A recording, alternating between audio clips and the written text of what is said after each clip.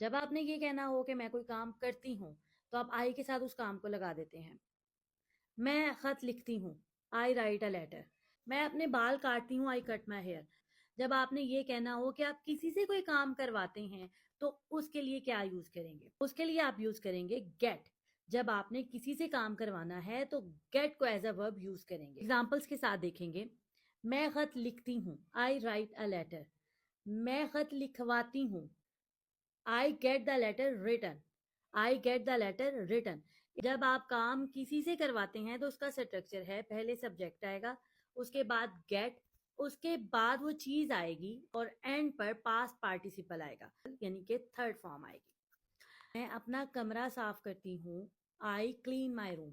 लेकिन जब मैंने ये बताना हो कि मैं अपना कमरा साफ करवाती हूँ, तो पहले सब्जेक्ट आएगा आई, फिर गेट, आई गेट, फिर वो चीज आएगी जिसके बारे में आप बात कर रहे हैं, आई गेट माई रूम, और एंड पर third form cleaned, I get my room cleaned.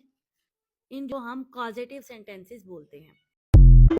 Positive sentences में जब आप किसी को किसी चीज के लिए आमादा करते हैं, कायल करते हैं, तो भी यूज करते हैं गेट। गेट, और इसका स्ट्रक्चर ये होगा, पहले सब्जेक्ट आएगा, फिर गेट, फिर base form of the verb, यानी कि फर्स्ट फॉर्म आएगी। मैं अपने भाई को अपनी मदद के लिए राजी करती हूँ, I get my brother to help me. इसमें आपने फर्स्ट फॉर्म से पहले टू लगाना है, इन्फिनेटिव वर्ब बनाना है इसको। उसने स्टूडेंट्स को आमादा किया कि वो होमवर्क कर लें, she got the students to complete their homework. और इसमें जो कॉमन एरर देखने को मिलता है, जो अक्सर स्टूडेंट्स की गलती नजर आती है, वो ये होती है कि वो गेट को कन्विंस के मीनिंग में तो यूज कर लेते हैं, लेकिन वो फर्स्ट फॉर्म से पहले टू नहीं लगाते। इधर आपने फर्स्ट फॉर्म से पहले टू जरूर लगाना है, फिर ही इसका मतलब होगा आमादा करना, अदरवाइज ये मिस्टेक गिनी जाएगी। एक और एग्जांपल देखते हैं। मैं उसे कमरा साफ करने के लिए आमादा करती हूँ, I get her to clean the room. I subject, उसके बाद गेट, टू क्लीन, और उसके बाद rest of the sentence, I get her to clean the room. Positive sentence को हम लेट के साथ भी बना सकते हैं, लेकिन लेट में सब्जेक्ट जब ऑब्जेक्ट को एक पर्सन दूसरे पर्सन को किसी काम करने की इजाजत देता है, इजाजत देने के लिए यूज होता है लेट। और इसका स्ट्रक्चर है, पहले सब्जेक्ट आएगा, फिर लेट, फिर ऑब्जेक्ट आएगा। ऑब्जेक्ट वो जिसको इजाजत दी गई है, उस पर्सन को जिसको इजाजत दी गई है, वो लेट के बाद आएगा, और उसके बाद फर्स्ट फॉर्म आएगी। लेकिन इधर फर्स्ट फॉर्म से पहले आप टू नहीं लगाएंगे। अगर टू लगाएंगे तो वो एरर होगा, वो ग्रामेटिकली रॉन्ग होगा। मेरे वालिद मुझे इजाजत देते हैं कि मैं उनकी गाड़ी चला लूं, my father let me drive his car. इधर ड्राइव से पहले टू नहीं लगाएगा, base form of the verb से पहले आप इधर टू नहीं लगाएंगे। The teachers let us use calculator during exams. Let के यूज के साथ पॉजिटिव सेंटेंसेस कैसे बनाएंगे? लेट का मतलब है इजाजत देना, इजाजत देने के लिए हम लेट को यूज करते हैं। लेट का मतलब है इजाजत देना।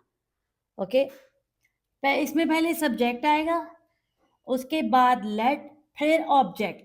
पहले जो इजाजत देने वाला शख्स है वो आएगा, फिर ऑब्जेक्ट के तौर पर वो शख्स आएगा जिसको इजाजत दी, and after that base form of the verb आएगी। ओके, लेकिन इसमें base form of the verb से पहले टू नहीं आएगा, इसमें base form of the verb से पहले टू नहीं आएगा। लेट का मतलब है इजाजत देना, इसलिए इससे पहले टू नहीं आएगा, और ये एक्टिवाइज में होगा। एक्टिवाइज क्या होता है? एक्टिवाइज होता है जिसमें सब्जेक्ट काम करता है, इसमें सब्जेक्ट परमिशन देता है, इसलिए ये एक्टिवाइज है। और जिसको परमिशन देता है वो ऑब्जेक्ट के तौर पर आएगा। पहले सब्जेक्ट, फिर लेट, उसके बाद ऑब्जेक्ट के बाद फर्स्ट फॉर्म, उसके बाद ऑब्जेक्ट के बाद फर्स्ट फॉर्म आएगी। His father let him drive car. उसके वालिद उसको इजाजत देते हैं गाड़ी चलाने की। टू नहीं आएगा इधर, टू ड्राइव नहीं आएगा। ओके, हिज फादर क्या हो गया? सब्जेक्ट। उसके बाद आ गया लेट, इजाजत देना, हिम ऑब्जेक्ट, जिसको इजाजत दी वो बाद में, जिसने इजाजत दी वो पहले। ड्राइव कार, गाड़ी चलाने की। टू नहीं आएगा इधर। एक और एग्जाम्पल को देखेंगे। He does not let anyone touch his phone. वो किसी को इजाजत नहीं देता है कि कोई उसका फोन टच करे। दे लेट हिम सर्व फूड। उन्होंने उसे खाना सर्व करने दिया, यानी कि करने की इजाजत दी। लेट का मतलब है इजाजत देना। ओके, अब हम देखेंगे पैसिवाइज में। एक्टिवाइज तो वो है जिसमें सब्जेक्ट काम कर रहा है और पैसिवाइज वो है जिसमें सब्जेक्ट काम नहीं कर रहा। ओके, इसका फॉर्मूला ये है कि पहले आएगा सब्जेक्ट, उसके बाद आएगा बी, यानी कि was, were, is, am, are, और उसके बाद आएगा आपके पास लेट, और base form of the verb से पहले आप टू लगाएंगे, टू और base form of the verb लगाएंगे आप। Okay, I was let to go home, मुझे घर में जाने की इजाजत मिल गई थी। आई सब्जेक्ट यानी मिल गई थी, ठीक है, मैंने खुद इजाजत नहीं दी, मुझे इजाजत मिल गई थी। अब पहले तो जिसको इजाजत मिली वो बाद में आ रहा था, अब जिसको इजाजत मिली वो पहले आएगा, ठीक है, क्योंकि इसमें सब्जेक्ट काम नहीं कर रहा, सब्जेक्ट पैसिव है। I was let to go home early, मुझे इजाजत मिल गई घर जाने की जल्दी। ओके, जब आप इसको पैसिवाइज के साथ बनाएंगे तो टू एसेंशियल है। He was let to go home early, उसको जल्दी घर जाने की इजाजत मिल गई थी। अच्छा, पैसिवाइज में जबकि सब्जेक्ट को इजाजत दी जा रही है, लेकिन सब्जेक्ट जो है वो एक्टिव नहीं है, सब्जेक्ट खुद इजाजत नहीं दे रहा, बल्कि सब्जेक्ट को खुद इजाजत मिली है, ठीक है, पहले तो इजाजत देने वाला पहले था और जिसको इजाजत मिली वो बाद में था, अब जिसको इजाजत मिली वो पहले है, क्योंकि ये पैसिवाइज है, पैसिवाइज में सब्जेक्ट खुद काम नहीं कर रहा होता, ठीक है, तो इसलिए जिसको इजाजत मिली वो पहले आएगा। He was let to go home early, उसको घर जल्दी जाने की इजाजत मिली। ओके, पैसिवाइज में जहाँ के सब्जेक्ट को इजाजत मिली, कॉमन यूज जो है वो बी अलाउड टू का होता है। लेट का एक्टिवाइज में होता है जब सब्जेक्ट इजाजत देता है, सब्जेक्ट इजाजत देता है और ऑब्जेक्ट को इजाजत मिलती है, वो एक्टिवाइज है, उसमें कॉमन यूज लेट का है। लेकिन पैसिवाइज में अगर आप इसको लेट को यूज करें तो ये करेक्ट यूज है, लेकिन कॉमन यूज जो ज्यादा यूज किया जाता है वो बी अलाउड टू का किया जाता है। बी का मतलब is, am, are, was, were etcetera, और अलाउड टू। इसका स्ट्रक्चर है, पहले सब्जेक्ट आता है यानी कि जिसको इजाजत मिली, पैसिव सब्जेक्ट जो है, पहले सब्जेक्ट आता है, उसके बाद be, is, am, are, was, were, उसके बाद बी, उसके बाद अलाउड टू के बाद first form of the verb आएगी। We were allowed to attend the party, हमें इजाजत क्या मिली, पार्टी अटेंड करने की, हमें इजाजत मिली पार्टी अटेंड करने की। सब्जेक्ट बी, अलाउड टू, और उसके बाद first form of the verb, और रेस्ट ऑफ द सेंटेंस उसके बाद आएगा। The guest were allowed to take pictures, guest को क्या मिली इजाजत, पिक्चर्स लेने की, ठीक है, allowed to, first form, subject be और ऑब्जेक्ट। ओके, पॉजिटिव सेंटेंसेस को हम बनाएंगे मेक के साथ। मेक के साथ कैसे बनाते हैं? ओके, गेट और मेक दोनों के साथ बनता है, और दोनों में सब्जेक्ट पहले आता है, उसके बाद गेट और मेक आता है, उसके बाद आपका चीज आती है, लेकिन पर्सन या थिंग आती है, लेकिन मेक में सिर्फ पर्सन आएगा। थिंग जिसमें होगी उसमें गेट यूज करेंगे, जिसमें पर्सन होगा उसमें ही आप मेक यूज करेंगे। इसमें मजबूर करने के मायने में आता है कि जबरदस्ती कोई काम करवाने का। इसकी टोन में थोड़ा सा डिफरेंस है, वो कैजुअल टोन है और ये फॉर्मल टोन में आ जाता है। ओके, जब ये बताना हो कि कोई काम किसी से करवाया, जबरदस्ती करवाया या मजबूर नहीं भी किया, तो थोड़ी सी फॉर्मल सेंस में लाने के लिए आप मेक यूज करते हैं। और जब कोई थिंग हो फिर तो आपने गेट ही लगाना है। पर्सन के साथ आप मेक या गेट दोनों में से किसी एक का यूज कर सकते हैं। आई, इसमें एक्टिव वाइज में आप टू नहीं लगाएंगे, पैसिव वाइज में आप टू लगाएंगे। I made my friend tell truth, मैंने अपने दोस्त से सच बुलवाया। ओके, एक्टिव वाइज है, मैंने बुलवाया, तो टू नहीं आएगा इससे पहले, base form of the verb से पहले। और अगर पैसिव वाइज है तो फिर टू आएगा। My friend was made to tell the truth, मेरे दोस्त से सच बुलवाया गया। ओके, सब्जेक्ट आएगा पहले, फिर मेक आएगा, फिर पर्सन, फिर base form of the verb. ये एक्टिव वाइज का फॉर्मूला है। और पैसिव वाइज में पहले सब्जेक्ट आएगा, फिर बी आएगा, उसके बाद मेक, फिर पर्सन, और उसके बाद टू के साथ फर्स्ट फॉर्म आ जाएगी। Okay. My mother made me clean my room. मेरी माँ ने मुझसे कमरा साफ करवाया। ठीक है, ये टोन ही बता रही कि काम थोड़ा सा जबरदस्ती करवाया, मजबूरी में करवाया। Okay. The boss make the employees work hard. Boss जो है एम्प्लॉय से हार्ड वर्क करवाता है। ओके। एक्टिव वाइज में आप जिसमें सब्जेक्ट खुद काम कर रहा है, उससे पहले आप उसमें जो आप base form of the verb लगाएंगे उससे पहले टू नहीं लगाएंगे। पैसिव वाइज में आप टू लगाएंगे। ओके। ओके। हैव के साथ कॉजेटिव सेंटेंसेस को हम कैसे बनाएंगे? इसमें पहले सब्जेक्ट आएगा, फिर अकॉर्डिंग टू सेंटेंस। अगर करता है, इसमें चुका है, हैव का मतलब चुका है नहीं आएगा। इसमें हैव का मतलब चुका है नहीं आएगा, क्योंकि ये कॉजेटिव सेंटेंस के तौर पर इसको यूज़ किया जा रहा है।